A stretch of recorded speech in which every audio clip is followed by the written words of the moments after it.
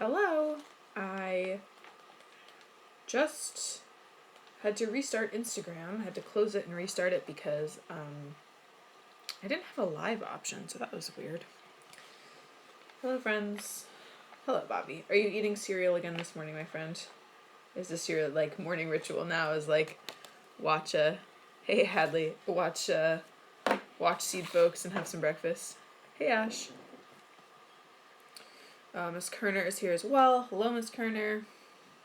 Yes, awesome, Bobby. I love that.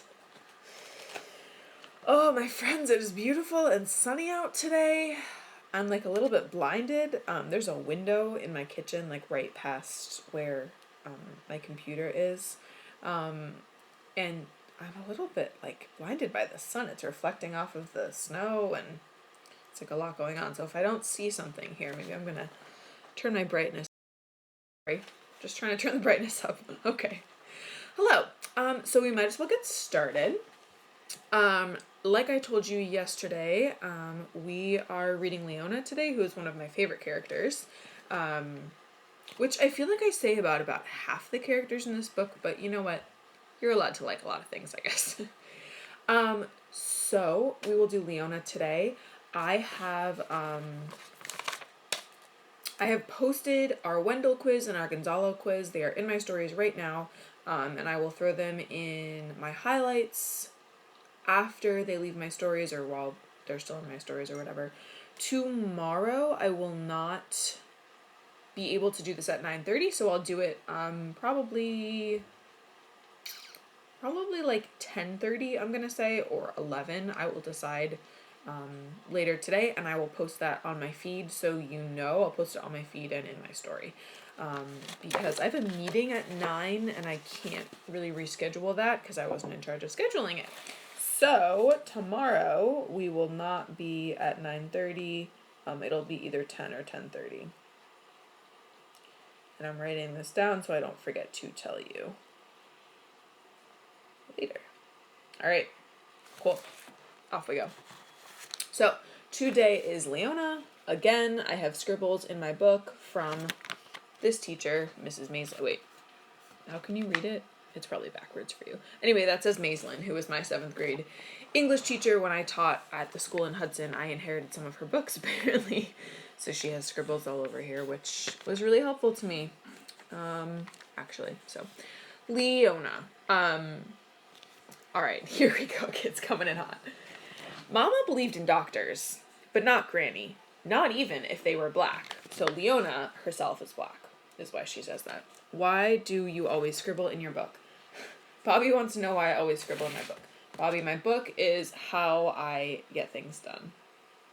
So if it's not scribbled in my book, then I forget it, because adults' brains are full of holes. Okay. Leona. Mama believed in doctors, but not Granny. Not even if they were black. No, ma'am. I grew up in her house back in Atlanta, Georgia. She drank down a big cup of goldenrod tea every morning with a nutmeg floating in it, and she declared she didn't need no other medicine. Dr. Bates tried to sell her his iron pills and told her straight out that that tea of hers would raise her blood pressure and burst her heart. He passed away that very same summer.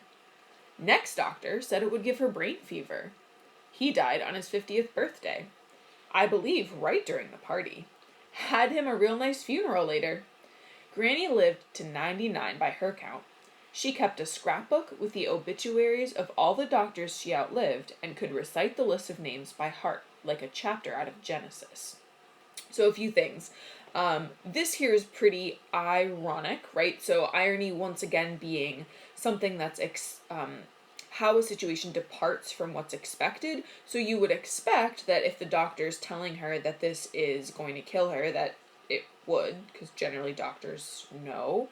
And so the irony is that she is outliving the doctors. So the doctor's advice is wrong, and not only is the advice wrong, but she is outliving all of these doctors who are telling her that she's going to die first. She killed them to prove a point, is what Ash says.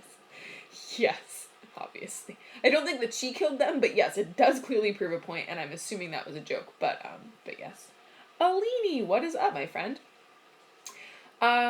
So this paragraph ends. We took going to their funerals right regular over the years. She always laid some goldenrod on their graves. She lays goldenrod on their graves because why? What does goldenrod have to do with anything?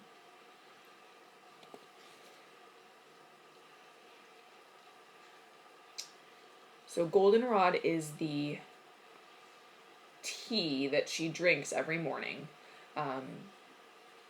that the doctor says is going to kill her. So then when they die, she lays it on their grave. Good, Hadley, nice. So just, this woman is real sassy. Let's just put it that way. I was thinking about her one day, walking home from the grocery store on Gibbs Street. Then I came to the vacant lot and saw 3 people in different parts of it. So let's see if we can name the 3 people that are in the vacant lot. So it's, this is the vacant lot that we've been talking about. So what 3 people do we know of that are in there? See if you can name one, or see if you can name all 3. I will wait for your little answers to appear at the bottom.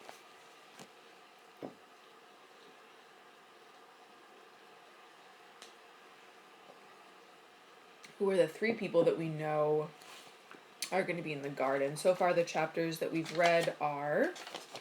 Hey, Alyssa. The chapters that we've read are Kim, Anna,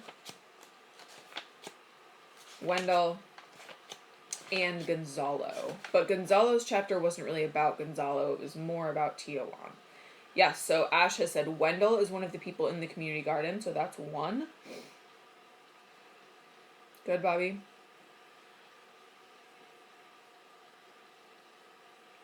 Who was the last chapter about? It wasn't about Gonzalo. It was about Tiowan, so he's probably the other one. Good, Hadley. And then Kim is probably our 3rd one. Hey, Juliana. Leona is walking by the garden, and, well, it's not a garden yet. It's just a vacant lot. She says, I came to the vacant lot and saw 3 people in different parts of it. And we, as the reader, know who these people are, but Leona doesn't know who these people are. So we think it's Wendell, Kim, and Tiowan. I thought maybe they were looking for money, because this lot is still filled with trash. It doesn't look like a garden yet. Turns out they had shovels, not metal detectors. When I saw they had little gardens going, I said to myself, I believe I'll plant me a patch of goldenrod right here. There was a man standing and watching from the sidewalk, and a girl looking down out a window. There were probably lots of folks who would want to grow something, just like me. Then I studied all the trash on the ground. Don't know why anyone called this lot vacant. The garbage was piled high as your waist, some of it from the neighborhood and some dropped off by outside people. So vacant means empty, and she's saying, I don't know why people call this lot empty. It's not an empty lot. It's a lot that's full of trash. It just doesn't have any buildings in it. The ones who don't want to pay at the dump or got dangerous chemicals or think we're such slobs down here, we won't mind another load of junk. So she's explaining why other people would drop off their trash in this vacant lot. We can't get City Hall to pick up our trash, but we got it delivered just fine, right? Delivered by people who think that this is just a place to dump your junk. The smell is enough to curl up a crocodile's nose, especially in the summer. The gardeners had made some trails through it, but I knew precious few would join them until that mess was hauled away. Looking at it, I knew this wasn't a job for no wheelbarrow. This was a job for the telephone. So this is kind of a moment here where she's... I'm not sure what this literary device is, but she's not actually going to use the telephone to, like, pick up the trash in the lot, right? She's saying that she can use this telephone to call somebody to hopefully get that person or those people to take away the trash, right? She's like, a wheelbarrow is not going to do it. I think at some point somebody says there were 3 refrigerators in there. There's at least 1 refrigerator in there, and it's hard to move a refrigerator with a wheelbarrow, so. I marched on home. I've got 2 kids in a high school that has more guns than books, so I know all about complaining to officials and such about things that need changing. Next morning was Monday. At 9 o'clock, I drank me a tall glass of water. I knew I'd be having to say the same thing to 15 or 20 government folks. I put Miles on the CD player and stretched out on the bed. She's talking about Miles Davis, who's a famous jazz musician. Might as well be comfortable when you're on hold. Then I opened the phone book and started in dialing. You ever watch a sax player close? They pushed on a key, and way at the other end of the instrument, something moves. That's what I was looking for, the key that would make the trash disappear. I tried the city of Cleveland, then Cuyahoga County, then the state of Ohio, and finally the U.S. government. 6.5 hours later, I found out the lot was owned by the city.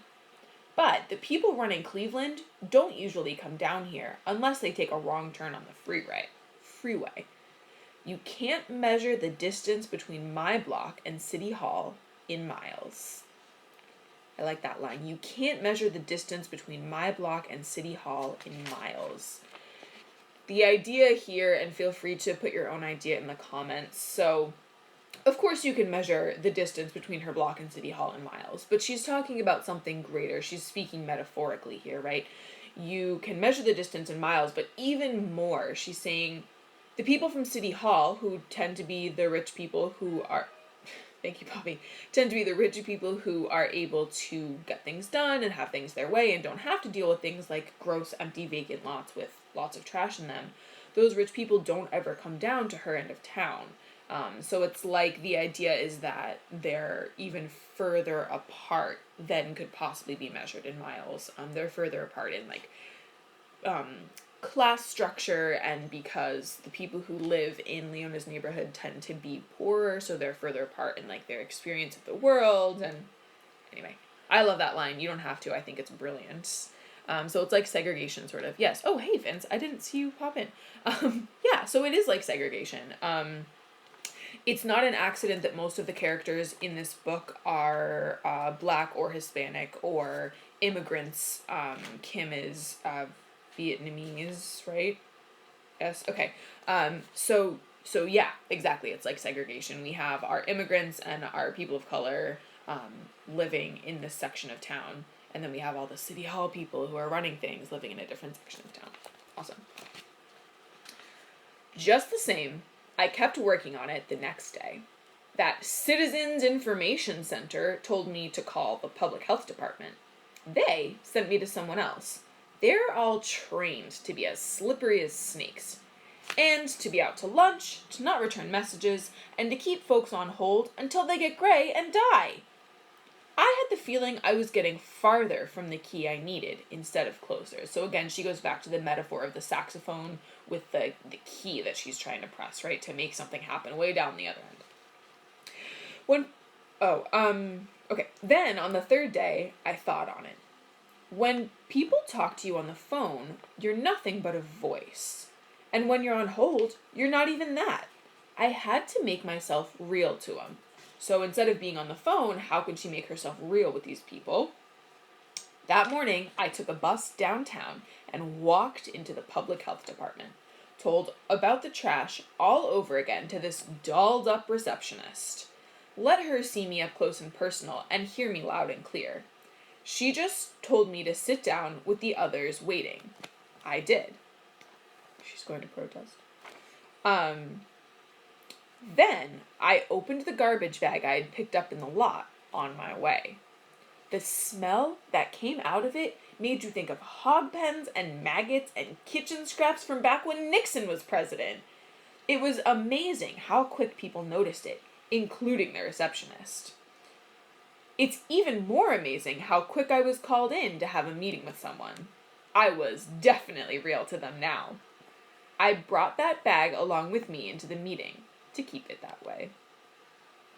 So something that I super love about Leona is that she spends a whole day being bumped around. She says she called the city, the county, the state, and then the federal government, and then she spends 6 hours on hold and nobody listens to her, nobody cares, and then finally she decides, 2 days later, she's like, you know what?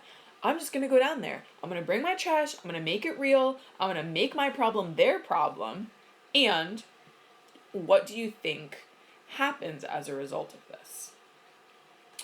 because that's the end of the chapter. That's where it ends. It ends with, I was definitely real to them now. I brought that bag along with me into the meeting to keep it that way. So the author sort of makes it so that you have to make an inference about what you think happens at the end here. Side note, Hadley, there's another historical clue marker here of back when Nixon was president. Because we had the Brady Bunch clue marker, and you were saying, oh, that wouldn't be on, probably. So this is another clue, is that she's saying back when Nixon was president, so it's sooner, like more recent than that.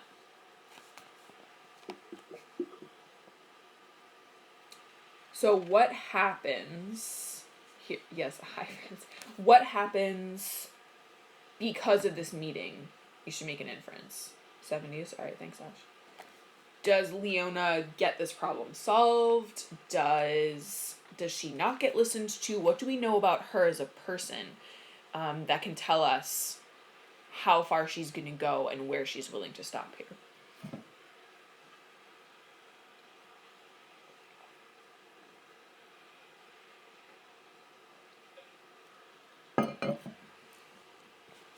Nothing. Well, I think she's willing to stop at nothing. But we will find out tomorrow when we read the next chapter, which is Sam, the community activist. He is one of our, well, she will get shot down. Yeah, you might be right. Late 80s, early 90s. That sounds right.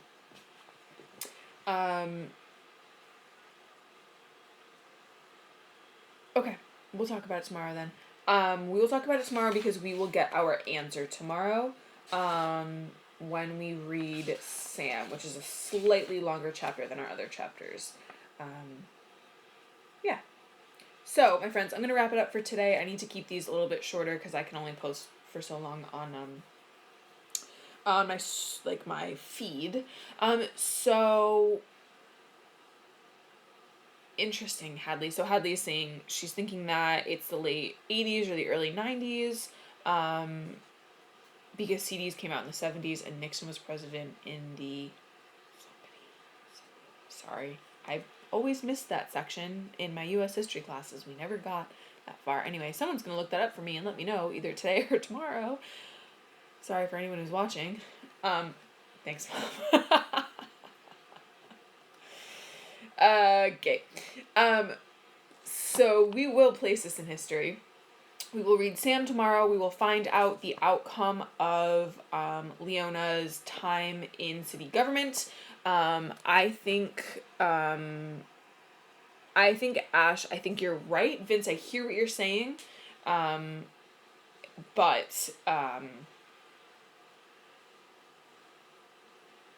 she's pretty determined, I guess. Okay. Good job, friends.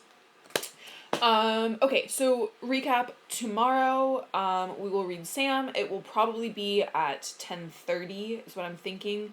And thank you all for your research. Love that. And, I will see you tomorrow. Any last things? Check my feed later today because I will possibly be posting a video from my mother, and if I am not posting a video from Miss Kerner, then she and I will be living together one of these days. I hope you have a lovely Tuesday. I will see you. Let me know anything you need, and check the quizzes in my stories. Bye, friends.